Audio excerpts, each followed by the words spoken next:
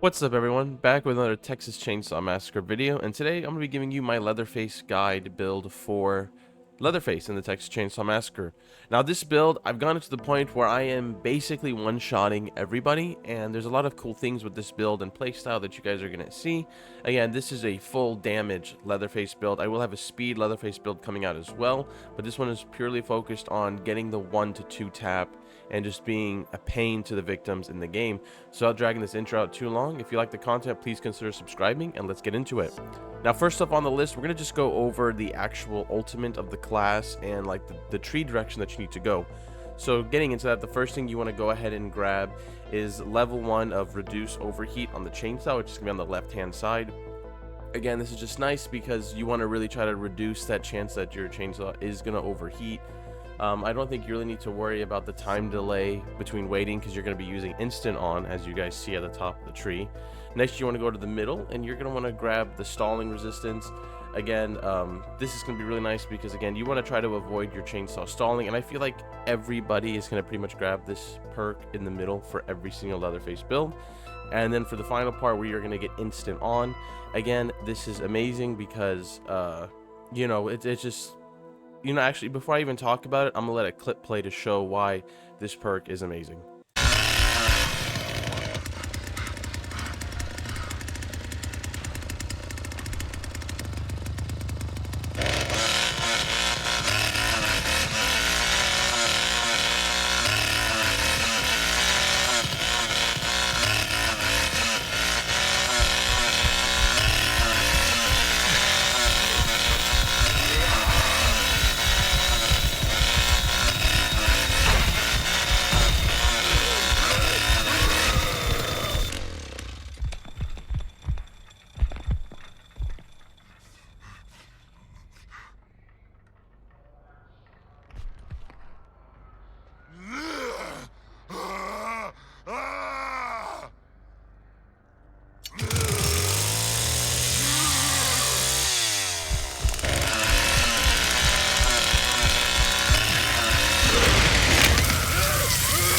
So as you guys can see, with instant activation, I was able to bait that Anna. I saw her running across the map, and then she didn't even know that I was there, so she gladly went and picked up bones and made noise because she thought I was all the way on the other side of the map because she couldn't hear me. Again, instant activation is going to allow you to make some big plays and allow you to actually just run around and have the chainsaw off, and it kind of does help the victims not know where you were. I didn't think it would, but in that scenario, it really did help me figure that part out. Now let's jump into the actual first perk. We're going to get Hysterical Strength. Now it says when below 15% stamina, you deal 20% more damage. Again, this is what's really going to help you to knock down and get that one shot in the build, because usually when you're running with your chainsaw overhead, you are in that below 15% stamina range. You're probably going to see this perk on a lot of Leatherface builds because it just is like that good. It's, you know, Leatherface, you usually have low stamina playing this character because you're swinging a lot, you're running a lot, and you're also running with your chainsaw over your head, which drains your stamina a lot as well. Now moving into the second perk, we're gonna have Big Swings. Again, this one I'm pretty sure is pretty common as well for Leatherface, but I saw this one because I wanted to pair it with Hysterical Strength, because Hysterical Strength, you get more damage if your stamina is low. And then with Big Swings, you actually get more damage, but your stamina is consumed faster, helping you get down to that 15% stamina marker. Now, something that I did test when I was playing Leatherface is I saw that, like, even if I swing my chainsaw, my stamina bar doesn't drain. So I don't know if this stamina cost reduction actually applies to Leatherface. But I have not seen a change in my stamina consumption from using the perk and not using the perk. So to me, this is like a free 15% damage at all times without having to do anything, and with no side effects, honestly. Maybe I'm wrong. Let me know if you guys have seen it, but I currently have not seen it. Now moving into the third and final perk, we're going to go with Valiant, and this is awesome because this build is all about just getting stronger, and this is a free 20% damage when you're carrying a full vial of blood.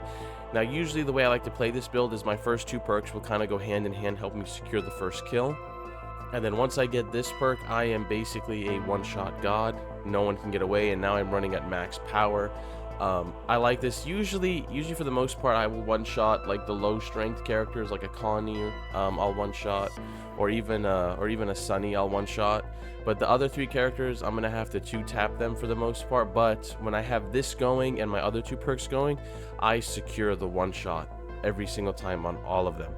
Now, going into the Grandpa perk, we're going to go with Brute Strength. Again, this is just to help increase our damage more, because there are some characters that build into toughness, so all damage is nice damage, right?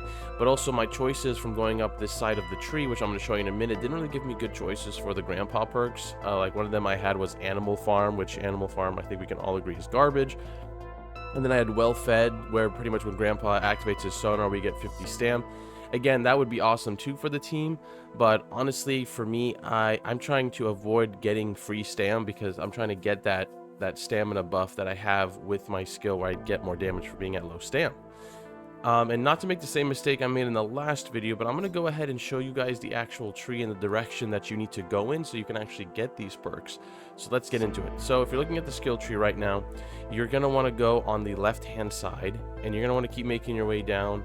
And then you're going to want to come up here and just keep going up the tree, follow my path. I'm letting it keep going as I talk over it.